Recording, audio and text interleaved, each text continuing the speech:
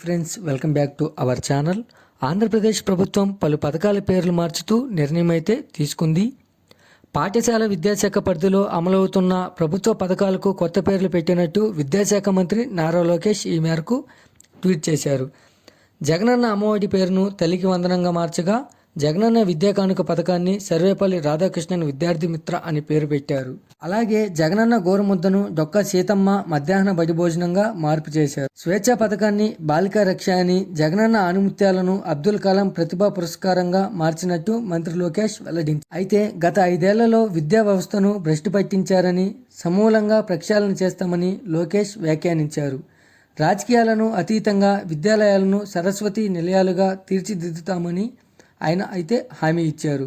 అందులో భాగంగానే వైఎస్ఆర్సీపీ ప్రభుత్వంలో వైఎస్ జగన్మోహన్ రెడ్డి తన పేరుతో పెట్టిన పథకాల పేర్లకు స్వస్తి పలుకుతున్నామని ఆయనైతే చెప్పారు. విద్యారంగంలో విశేష సేవలు అందించిన భరతమాత ముద్దుబిడ్డల పేర్లు పెట్టామని పేర్కొన్నారు.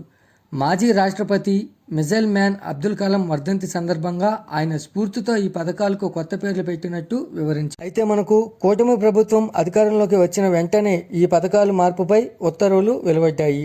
జగనన్న విద్యా దీవెన, వసతి దీవెన పథకాల పేరు పోస్ట్ మెట్రిక్ స్కాలర్షిప్గా మార్చారు.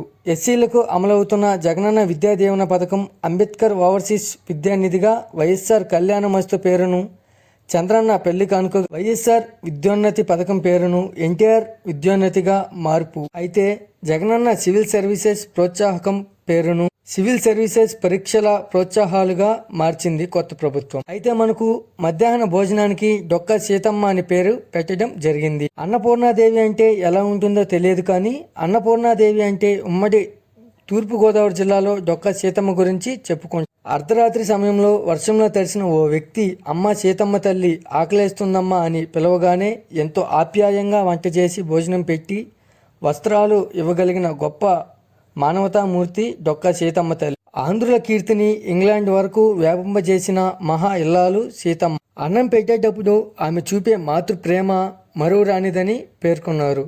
అయితే ఇందువలన మధ్యాహ్న భోజనానికి డొక్కా సీతమ్మ పేరు పెట్టడం జరిగింది. ఈ వీడియో కనుక నచ్చినట్లయితే లైక్ చేసి సబ్స్క్రైబ్ చేయండి. మరొక కొత్త అప్డేట్తో మీ ముందుకు తీసుకొస్తాను.